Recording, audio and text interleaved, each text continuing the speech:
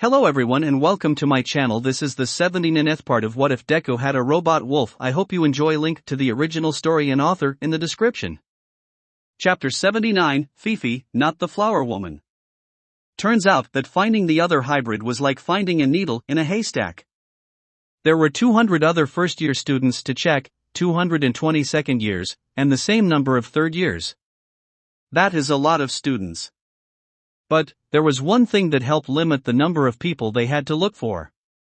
The voice contacted them whilst the only students on campus were members of the hero course. That limited it to about 100 students from the other 5 classes. Sadly, that didn't really help matters. Only 1B was available to check at the moment. 2A and B plus 3A and B were unavailable to check since they were still doing their summer camps. And they weren't allowed to check 1B since they were also confined to their dorm. Nijire was the only one allowed to visit either class. And only once. It would only be later that Izumi remembered that there were also the people at the villain rehab center. All 206 of them. So they too had to be added to the list of people they had to check. After a few days, Izumi stopped bothering to try and find who this 4th hybrid was and focused on recovering from the clusterfuck that was their summer camp. Since she had no idea how they would be able to identify the hybrid in the first place. When did her life become so complicated? Anyway, the next few days were quiet. The class was mostly focusing on small things, trying to distract themselves from the memory of that thing they faced. And, whilst things had mostly stabilized, there were a few divisions within the class. She could see a void forming between Hitoshi and Nito. It was probably because of what that thing revealed about Nito. She wanted to help them, but until Nito decided to talk about it, she couldn't do anything about it, only sit back and watch as 2 of her friends fell apart. There were also the daily sessions with Hound Dog they were all having. Whilst they were helpful for all of them, by his own admission, they could have been better. He was only a guidance counselor, not a full-on therapist. They needed professional help. Thankfully, Hound Dog said that a professional was on their way to help. They just needed to wait for them to arrive. He didn't say who the therapist would be, only that they'd be here soon. Izumi was really hoping that he was right because they were going to need professional help to get through this. It wouldn't be until the last day before classes were to restart that they would meet them. The day started as any day did, with Hachiko hugging her like a koala and having to be carried downstairs for breakfast. That cat who made their dorm its home was still here, somehow. She had brought it up with their teacher, but Kana said that she was probably one of Shota's, explaining that the tired man had like 6 cats. Accepting that as an answer, Izumi and the others went about what they assumed would be another normal day. Well, it was normal, up until their homeroom teacher walked in with 1B's homeroom teacher. "Morning class," Kana said as they walked in. "I was told that you may have one of my cats here?" Shota asked. "You mean this cat?" Toru asked, pointing at the cat on her lap. Shota blinked. "That's not one of my cats." The class blinked. The cat wasn't one of Shota's. But then, whose was it? The cat stretched before it leapt off of Toru's lap and trotted over to Shota. The cat then brushed against his leg and it walked around behind him. But the cat didn't walk out the other side.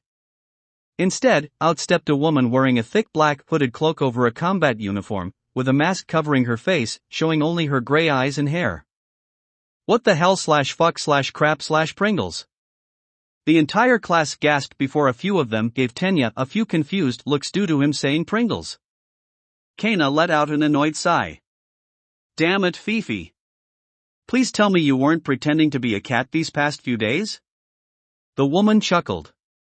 "I have you know that petting or playing with a cat can help lower stress and anxiety," she said, her voice deep and calm. "She's right about that," Shota, the resident cat expert, said.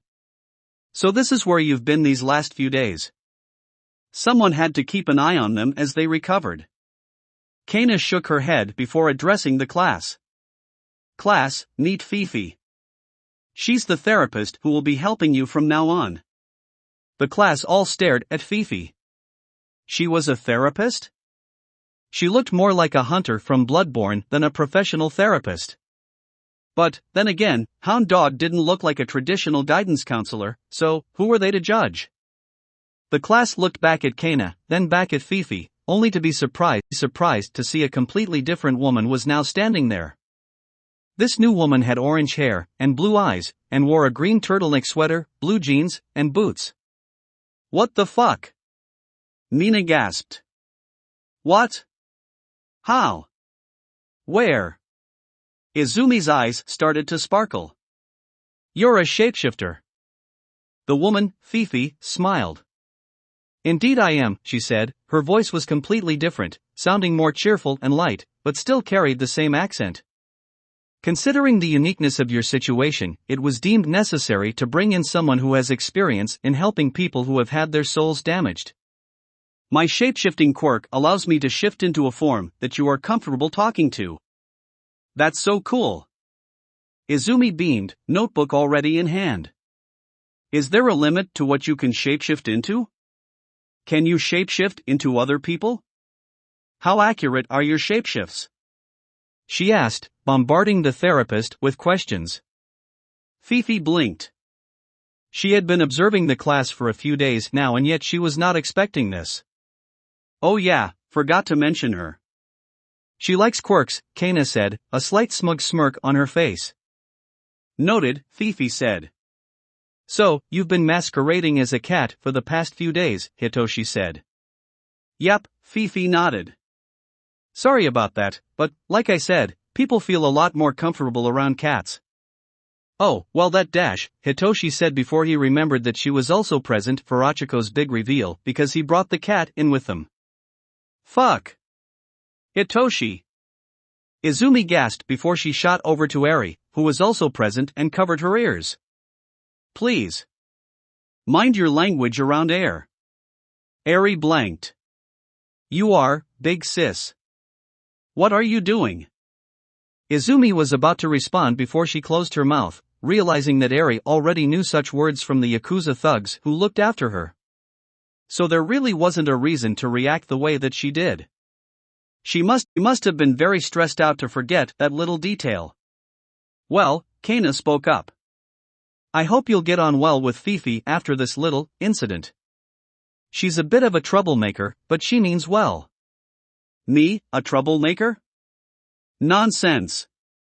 Fifi said, looking almost like Kana. She got most of the look down, but there were a few imperfections. For one thing, her hair was noticeably a different shade of purple, her voice was off slightly, and she lacked the flap of flesh on her right arm. Oh, so it's not a perfect transformation, Izumi remarked. Yes. Himiko said happily. I am still relevant. You need to drink the blood of the person you want to transform into, Durandal said. Yes, but my transformations are more accurate, Himiko said proudly. She's a Semitic, Achiko said to the class telepathically. Pure blood too. Not a hybrid. So we didn't just reveal that aliens exist to a random person, Hitoshi thought with a relieved sigh. How can you tell she's a Semitic? Izumi thought. Because I told her, Fifi spoke to her telepathically. Oh. That makes sense, Izumi thought. Guess this was what they meant by sending in someone who's dealt with situations like this before. Only a Semitic would truly know how to help those who have had their souls damaged by a heretic. But then, how was she able to shapeshift without a quirk? Now then, Fifi said, having completely changed her shape back to the woman wearing a turtleneck. I will be having private sessions with all of you. Nothing too heavy, just a simple get-to-know-each-other session, she explained. Also, Hitoshi. Next time a random animal walks into your dorm or home, don't bring said animal to a top-secret meeting. Said animal could either be a villain or in the service of a villain who can talk to animals. She has a point, Koji signed, with Izumi translating. I did tell you that cat was suspicious. But did any of you listen? No. You were all like, cat, cute, must pet. Hitoshi sighed. Yeah, you have a point. My bad. Well, no harm done, and you learned a valuable lesson. Fifi smiled. Now, if you could all follow me, we can get started on the one-to-ones. The students all nodded before they put on their outdoor shoes and followed Fifi and Kana towards the main building, whilst Shota went back to check on his class. As the class made their way towards the main building, another student was watching them. A young man with a large chin and dark hair in the shape of a pompadour. He watched as the students of Class 1A followed their homeroom teacher and another teacher he had never seen before. She was probably new here. He didn't know why the new teacher was interacting with 1A scum, but it probably had something to do with the villain attack on their summer camp. The idiots didn't even look traumatized. Satsutaka, the voice of his fellow classmate Chikuchi, spoke behind him. What are you doing out here? He turned to face his classmate but was surprised when he saw that she had a medical eye patch over her left eye. What happened to your eye? Satsutaka asked. A shocked look on his face. I got caught up in a villain attack, Chikuchi replied. Nothing too serious, just some amateur villain trying to rob a convenience store. I got caught in the crossfire and lost my left eye, she explained. So, yeah, it's a bit serious, but I should be fine. That's good to hear, Satsutaka said. I swear, 1A is going to pay for this. Oh my god, can you just shut up with the 1A hate? Chikuchi spat. They had nothing to do with this. Seriously. Every time something bad happens you always blame it on them. Why? What did they do to you to deserve such hate? And don't you dare say that they killed 13 because they didn't, Argonaut did. They were still there where 13 died, Satsutaka growled. They should have done something to save her. And they're still first years. Chikuchi said. What did you expect them to do, throw themselves at a hero-killing monster? They would have been like lambs to the slaughter against that monster. They were first years in their very first week of school. Not seasoned pros like 13. She shouted, a small trickle of blood falling down from her eye. We don't know what happened at the USJ. For all we know, she died protecting them from him. So for God's sake stop disrespecting her memory. She then pointed at her injured eye. This had nothing to do with them. And yet, you still try to blame it on them. And I am starting to get sick and tired of it. Satsutaka took a step back in surprise. He'd never seen Chikuchi so angry before. Yes, she'd been angry at him as some of their classmates, but she'd never been this angry. But that didn't mean that she was right. You forget, 1A are responsible for more than just the USJ attack. How many problems has that class caused UA just by existing? Mizu should expel them all before they bring a villain attack down on all of us. Chikuchi glared back at him. You wouldn't be saying that if any of them had died as well, she said before she walked away from her classmate, cleaning the blood off of her face with a napkin. Satsutaka shook his head. Whatever his classmate's problem was, it wasn't a concern of his. 1A were problematic. Already they had caused too many problems for the school, and they needed to be dealt with. Luckily for him, he knew a fellow general education student, a first year, who also shared his desire to knock the hero course down a peg or two. The class were brought to a waiting room similar to the one outside of Hound Dog's office, with the only difference being the name plaque on the door, which just said Fifi. Achiko was slightly nervous. She knew that Fifi was a Semitic, but, apart from roles, she hadn't really spoken to another Semitic before, and didn't really know what to say or do. Plus Izumi had gone first, so she had no idea what they were in for. About 10-15 minutes later, Izumi and Durandal walked out of Fifi's office. Hey Izumi, Achiko said as she stood up. How did it go? I think it went well, as far as first sessions go, Izumi replied. It wasn't Dr. Isa, but it was better than nothing. After a few months without talking to a professional therapist, it was refreshing to talk to one again. Well, that's good to hear, Achiko said with a smile. Izumi nodded. Oh yeah, she said she wanted to talk to you next. Oh, I see, Achiko said. Izumi nodded. I'll see you back at the dorm. Right, Achiko said before she entered Fifi's office. When she walked into the room, she saw Fifi was wearing her turtleneck skin. Denki had called them that, and everyone else had decided to use it as well. Guess this was a form she was comfortable with. Ah, Achiko. Good to finally be able to speak to you privately, Fifi said.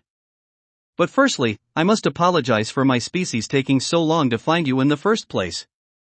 Normally we keep a close eye on all hybrids, but you somehow slipped past us. For that, I have to apologize. Because of our negligence, you've missed out on a lot of training that you should have had during the past few years, as well as support. It's okay, these things are bound to happen from time to time, Achiko said nervously. You can't really keep an eye on all of us, can you? Oh, believe me, keeping an eye on people is hard, it's why we keep our empire small, Fifi said.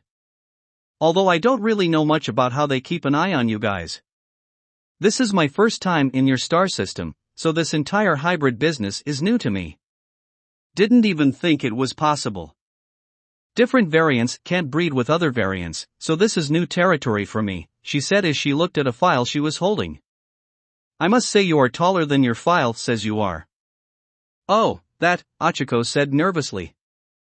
Well, that's because I got hit by a quirk that made me have a sudden growth spurt. Guess they haven't added my new height to my file yet. I see, Fifi said. Going to have to ask Recovery Girl to fix that. Anyway, so, first off, before we start, I'd just like to say a few things.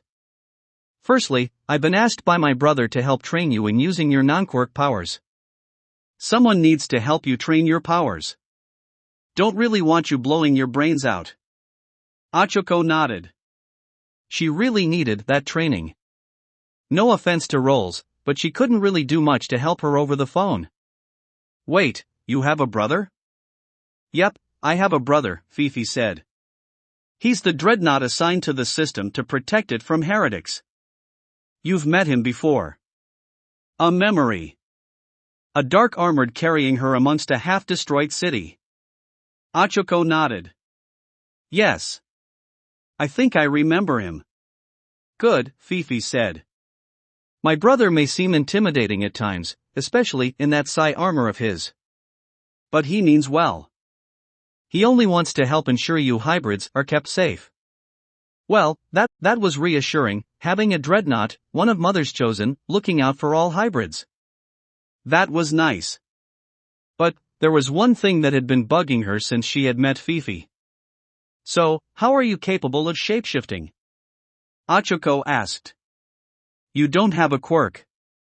Combination of advanced nanotech and a polymorph drug, Fifi replied. I'm an Imperial hunter. My job is to hunt down some of the most dangerous things out there. Excluding heretics, of course. Even if I've killed a few of them myself. You've killed heretics before? Achiko gasped. Fifi nodded. Indeed I have, but they weren't strong. They were just people who had only just gone heretic. They are easy to deal with if you know what you're doing, anyone can kill them really, Fifi said. It's the older ones who have consumed hundreds of souls who are much, much more dangerous. If you encounter a true heretic, run. Just run. Only a dreadnought can face a true heretic like the one you faced in that forest. You were lucky it was weakened by being inside a human body. Achiko nodded. Yes, I noticed that. I've already told my class about it as well. Which you don't really need to be told because you were there as well. Why did you decide to disguise yourself as a cat? Cats are adorable and you know it. Fifi said with a smile. Anyway. Second reason why I'm here is because of Izumi, specifically, her quirk. It has been declared a top priority. Due to One for All's transferable nature, my brother fears that if a heretic were to be able to possess her, they'd be able to transfer the quirk to another heretic. And considering its potential power, we can't afford that to happen. So, I'm here to help you improve your powers so that you can protect her. I'm not saying that she can't protect herself, just that, there are things out there that she won't be able to protect herself from, but you can. Achiko nodded. She knew that she needed to get stronger, not only to be a better hero but to be able to protect those close to her. Izumi especially. Her girlfriend had suffered enough already and she wanted to make sure that she never suffered again. But to do that, she needed to get a handle on her non-quirk powers. Only then will she be able to be the shield to Izumi's sword. Later that day. So, I'm going to be honest, Fifi might be the death of me, Minoru said as he walked back into the dorm, having been the last one Fifi had spoken to. Why's that? Hanta asked, sitting on the sofa next to Denki, watching something that Mei and her siblings had put on. Because the form she decided to take was fucking hot. Minoru replied. Like, seriously, hot. Hot body, sexy and revealing outfit, and flirtatious personality worse than midnight. Also green skin.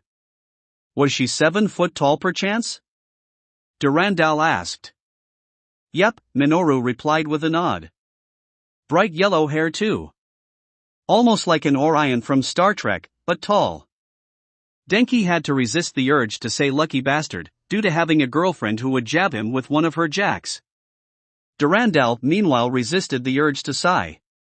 Of course she mimicked the appearance of a Cardrian for Minoru.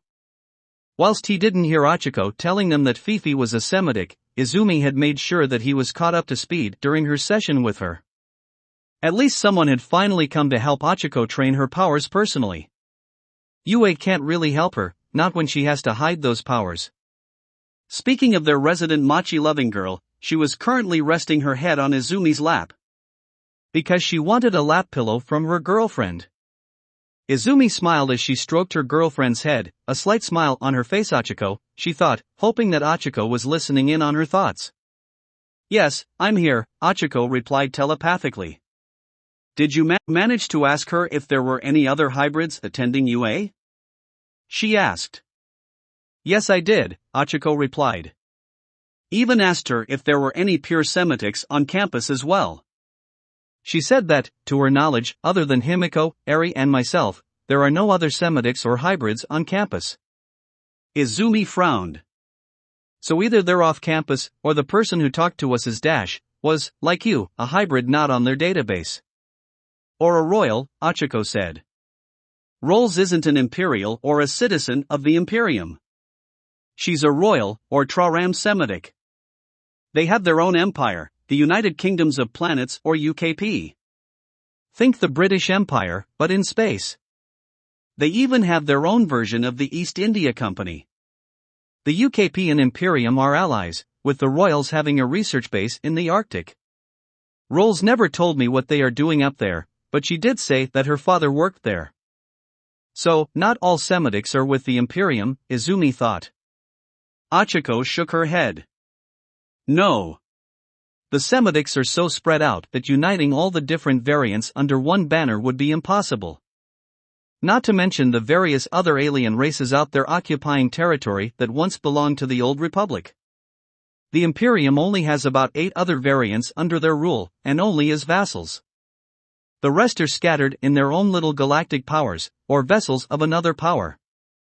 And whilst the imps have a lot of influence among the other variants, there are some variants who oppose them, like the remnants of the Old Republic. Izumi nodded. 2,000 years of separation would cause such divides to form. Plus Rolls did say that the Old Republic collapsed trying to maintain an even larger empire. Guess the Imperium didn't want to make the same mistakes as their predecessor. A smaller empire sounded better than a large one, especially in the vastness of space. You know, I think I heard that voice before when I was returning from my internship, Izumi thought. What they told me put doubt into Edgar D. Henderson being the one who gave us the moon. I wouldn't have found out that he was quirkless if they hadn't spoken to me. I see, Achiko said. So, they're probably outside of UA, maybe not even a student. They must have quite the range to reach here. You two having a private conversation? Himiko's voice chirped inside their heads. Himiko. Achiko gasped. How? Turns out I can use telepathy, not just intercept telepathic transmissions and hear people's active thoughts, Himiko chirped. I just needed a little push in helping to use it. Also, mine is apparently a bit fidgety. The more blood I've drunk, the easier it is to use my powers, and the stronger they become, but they become impossible to use if I haven't recently drank blood, and it also takes from the same fuel source as my transformations, so using them reduces my time I can transform. Fifi didn't even know what variant I was. So, you just drank someone's blood then? Ochako asked. Yep. Himiko said. Just took a bite from Momo. And boy does she need some serious support. I mean, how heavy are these tits? You're currently transformed into her, aren't you? Ochako asked. Yep. Himiko chirped. What? You know me. I like turning into people when I drink blood. It just feels so good being someone else. Izumi frowned. Himiko may have been able to hide it, but she felt sadness in her voice. Himiko had been through a lot, and if what that heretic had said was true, she'd been through hell. Perhaps, her desire to use her quirk to turn into others is a way to get away from her own life, to forget about her life and pretend to be someone else. To, for a short while, be someone else with a better life. Yeah, I'm telling Sue to hug you, Ochako said before she sent a telepathic message to Sue. Sue, your girlfriend needs snuggles. Wait. Himiko suddenly yelped. And now I'm pinned to the bed by a wet naked frog. Pardon? Izumi blinked, not sure if she heard that correctly. Sue was just coming out of the shower when someone told her that I needed snuggles, Himiko explained. So, like the perfect girlfriend she is, she jumped me the instant she saw me. She was only wearing a towel, which, due to the force of the jump, fell off her. My bed and clothing are now wet. Did I forget that Momo is still in the room? Ochako gulped. I'm sorry. Izumi shook her head. Guess she was going to have to get used to telepathic shenanigans as well as the normal shenanigans their class gets up to. At least things were calming down for once. Meanwhile, in an undisclosed location. An abandoned offshore Schnee oil rig somewhere in the South Yellow Sea. The therapist and Dr. Kyudai stood before a large glass tank. Inside was a Nomu. Like all Nomu, its brain was exposed, its yellow eyes poking out of the side of its brain. It had yellow skin covering its tall, lean, and muscular body, with green veins all over its body. And an insane-looking smile on its face. Well, my friend. I think Chatterbox is finally ready, the therapist said. I told you that Nain was better than Frank, Kyudai remarked. Oh, shut up. That will be it for this part. I hope everyone enjoyed. If you did, please leave a like and comment if you want part 80. If you want to hear more from me, subscribe. I hope to see you all in the next one.